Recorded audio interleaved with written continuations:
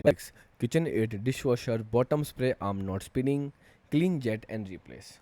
So in first you can firstly clean the bottom spray arm.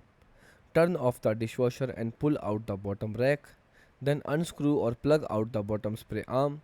Then rinse it under water and clean the holes with a toothpick. Then reinstall the spray arm and spin it by hand to check. The fix 2, you can firstly check for blocked filter. Remove the bottom rack, twist and lift out the dishwasher filter. Then wash the filter with the warm water and dish soap. Then put the filter back and lock it properly. After that, in the fix 3, you can firstly load dishes correctly. You can firstly remove tall or large item from the bottom rack. Then make sure nothing is blocking the spray arm. Then spin the spray arm by hand to confirm free movement. And then after, in the fix 4, you can firstly check water pressure.